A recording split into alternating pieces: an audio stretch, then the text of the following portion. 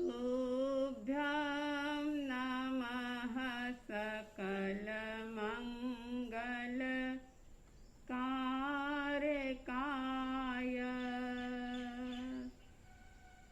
तुभ्यं नमः सकलनिवृत्तिदायकाय। तुभ्यं नमः सकलकर्म विनाशकाय। तुभ्यं नमः सकलतत्त्व निरूपकाय।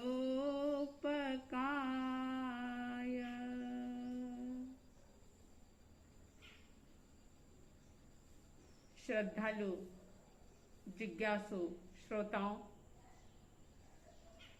इस अनादिकाल की जीवन यात्रा में, इस संसार के जन्म मरण के चक्र में आपने, हमने, सबने अनंत बार अनंत वस्तुओं से, पदार्थों से परिचय किया है।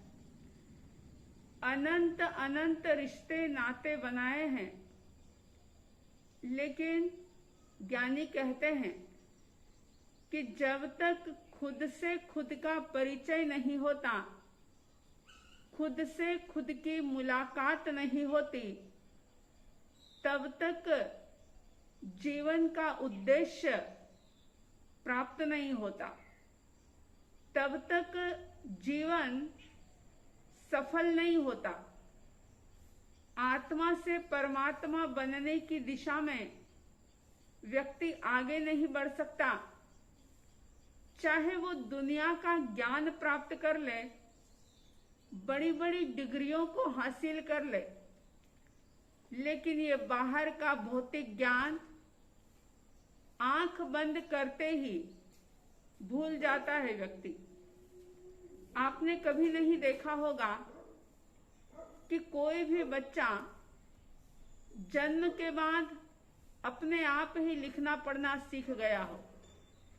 पिछले जन्म में कोई डॉक्टर रहा होगा, कोई इंजीनियर रहा होगा, कोई बहुत बड़ा लॉयर रहा होगा, लेकिन बस आंख बंद हुई और आंख बंद होते ही, यानी मृत्यु के होते ही, व्यक्ति उस सारी चीजों को भूल जाता है। फिर नए जन्म में नए तरीके से उसे वापस शुरुआत करनी पड़ती है। तो ज्ञानी कहते हैं कि अनंत वस्तुओं का ज्ञान प्राप्त करने के बावजूद भी व्यक्ति अधूरा रह जाता है। इसलिए अधूरा रहता है कि उसने खुद को नहीं जाना, खुद को नहीं पहचाना। और जब एक बार खुद का बोध हो जाए, खुद की सत्ता और शक्ति का अगर परिचय हो जाए, तो फिर व्यक्ति कभी भी दीनहीन दुखी बनकर के नहीं जी सकता। अनादिकाल की दीनता, हीनता, दुख और दरिद्र को दूर करने के लिए एक शांतिपूर्ण और आनंदपूर्ण जीवन जीने के लिए समता षोडशी बहुत बड़ा सहयोग करती है। अगर व्यक्ति इस समता षोडशी को समझ ले, इसे जीवन में उतार ले, तो उसका जीवन संपूर्णतया रूपांतरित हो सकता है। तीसरी गाथा के अंदर कहा गया था, पर नहीं तुझसे कहता कुछ भी, सुख दुख का कारण नहीं हो, करके मूढ़ कल्पना मिथ्या, तू ही व्यर्थ आकुलित हो। पहली लाइन को आपने समझा कि पर पदार्थ, पर वस्तु, पर व्यक्ति मुझ आत्मा को तो कुछ कहते ही नहीं है, तो फिर भला वो मेरे सुख और दुख के कारण कैसे हो सकते हैं? वो सुख और दुख के देने वाले कैसे हो सकते हैं? व्यक्ति व्यर्थ ही अपनी ही कल्पनाओं से, अपनी ही सोच से दुखी हो जाता है। जैसा उसने सोच लिया, जैसी उसने कल्पना कर ली, ये मिथ्या, ये झूठी कल्पनाएं व्यक्ति को दुखी बना देती है। व्यवहारिक जीवन में आप कई बार देखते हैं कि दो लोग या परिवार के कुछ लोग बैठे हैं, सामान्य सी बातें चल रही है, बिल्कुल नॉर्मल बातें चल रही है, और बस उन्हीं बातों ही बातों में झगड़ा हो जाता है, विवाद हो जाता है। रिश्ते जो कि खटास में पड़ जाते हैं, रिश्तों में एक प्रकार का अनबन हो जाता है। क्यों होता है ये? कि व्यर्थ ही झूठी कल्पनाओं में, झूठे सपनों में अभी वो बात है नहीं, बात हुई नहीं, और होने की संभावना भी बहुत कम है या नहीं के बराबर है। लेकिन फिर भी व्यक्ति उन बातों को लेकर के विवाद करता है और दुखी होता है। वो बात तो आपने कई बार सुनी ही होगी कि एक बार पति पत्नी के अंदर झगड़ा हो गया और बात इतनी बढ़ गई कि आसपास वाले लोग इकट्ठे हो गए।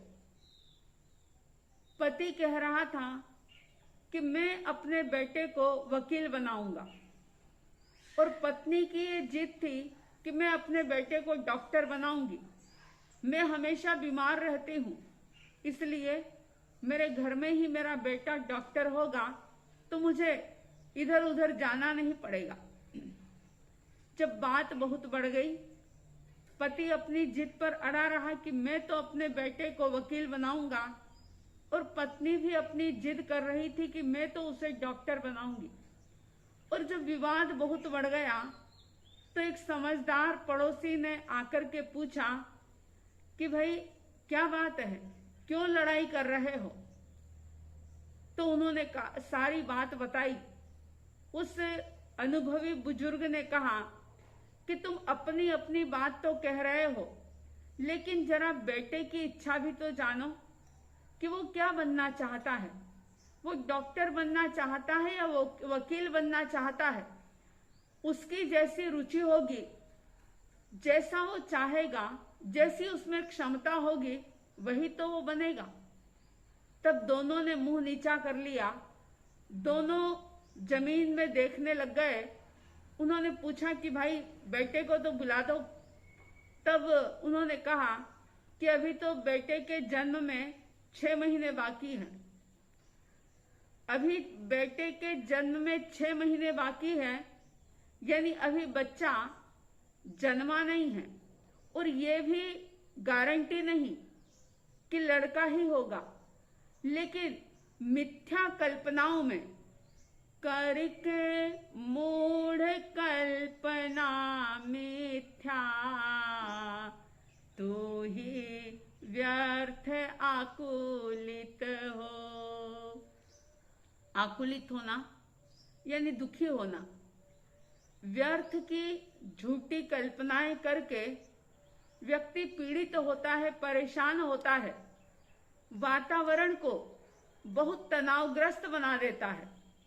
इसलिए ज्ञानी कह रहे हैं कि भ्रम में मत जियो, भ्रम से बाहर निकलो, सत्य को जानो।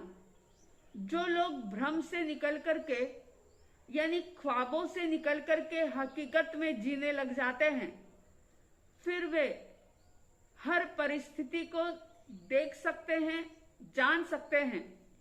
परिस्थिति का प्रभाव उन लोगों पर ज्यादा नहीं होता। एक बार ऐसा हुआ कि एक व्यक्ति रो रहा था। किसी ने पूछा कि भाई रो क्यों रहे हो? तुम्हारे रोने का कारण क्या है? क्या कोई दुख दर्द है? कोई गमी हो गई? क्या हुआ? क्यों रो रहे हो?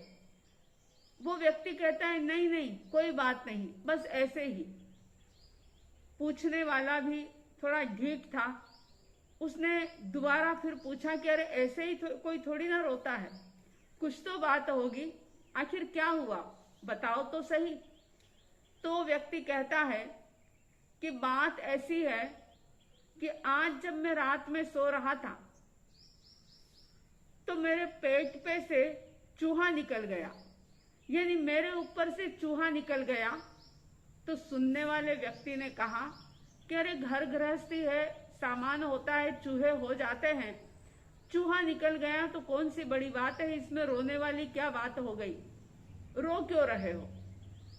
तो वो व्यक्ति जिसके ऊपर से चूहा निकला था उसने कहा कि मुझे रोना इसलिए आ रहा है, मैं इसलिए घबरा रहा हूं कि आज अगर मेरे ऊपर से चूहा निकल गया तो क्या पता कल सांप भी निकल जाए, और बस यही सोच करके मैं रो रहा हूं।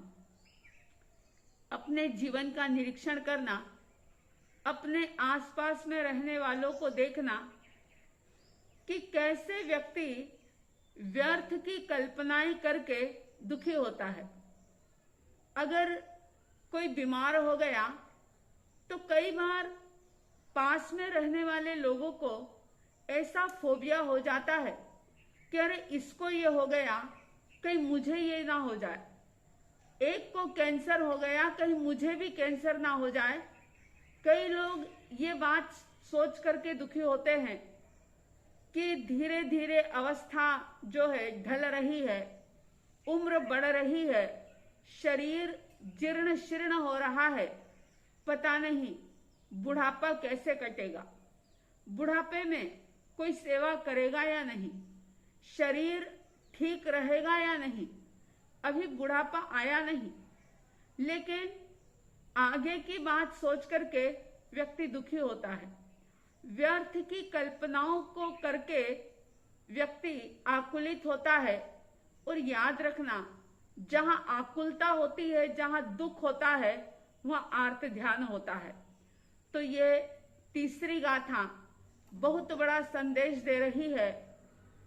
पर नहीं तुझसे कहता कुछ भी, सुख दुख का कारण नहीं हो, करके मूढ़ कल्पना मिथ्या, तू ही व्यर्थ आकुलित हो। समता रस का पान करो,